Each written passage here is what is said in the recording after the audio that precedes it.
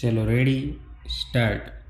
આ કેસમાં મરનારની એક પુત્રી કે જેને એના પિતાના વારસામાંથી સંપૂર્ણતઃ બાકાત રાખીને એના મરનાર પિતાએ વિલ કરી એની બધી મિલકત એની એકમાત્ર બહેનના છોકરાઓને આપી દીધી હતી।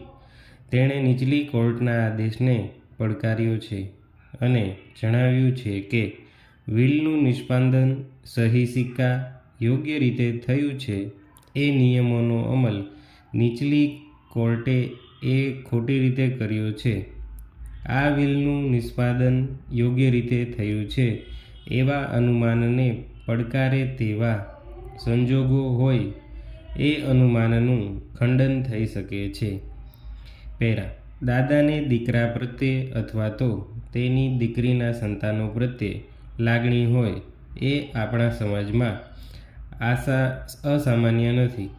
જ્યારે એક જ ડિગ્રીમાં હોય તેવા વારસો વચ્ચે મિલકતના વારસા માટે ઝઘડો થાય અને જેને હિત મળે છે તે વ્યક્તિ લોહીનો સગાઈનો ઇનકાર કરવા સુધી જાય અને તેમાં એ અસફળ રહે ત્યારે કોર્ટની એ ફરજ છે કે તેણે તેની ફરજ બજાવવી। હિન્દુ સમાજમાં પોતાની બધી મિલકત બીજાને આપવા વિશે કોઈ પ્રતિબંધ નથી। આવી મિલકત કોઈ અજાણી વ્યક્તિને પણ આપી દઈ શકાય, પરંતુ આવે સમયે એ પુરવાર કરવું આવશ્યક છે કે પોતે વિલ બનાવ્યું ત્યારે વિલનો કર્તા પોતે જે મિલકત આપે છે અને તે બીજાને આપે છે તે વ્યક્તિઓ કોણ છે તે એ પોતે સમજતો હોવો જોઈએ।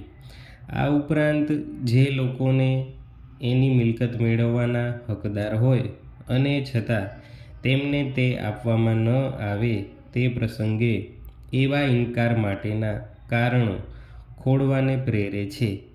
એવા કારણોનો અભાવ વિલને કાયદાથી અમાન્ય બનાવતો નથી, પરંતુ એ વિલથી મિલકત આપી દેવા વિશે શંકાઓ જરૂર ઉત્પન્ન કરે છે અને એ સંજોગોમાં એ કાર્ય વિલ કરનારનું સ્વૈચ્છિક કાર્ય હતું કે નહીં તે વિશે કોર્ટના મનમાં શંકા પેદા કરે છે।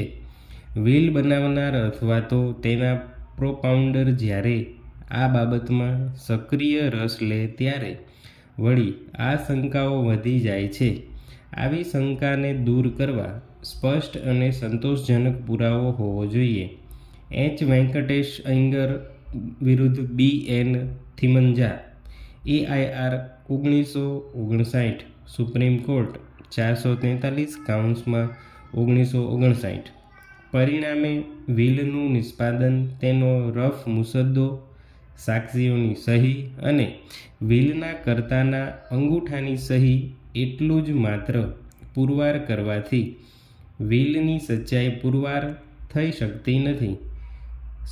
શંકાજનક સંજોગોને સ્પષ્ટ અને સંતોષજનક પુરાવો જ વિલની અધિકૃતતા નક્કી કરી આપશે।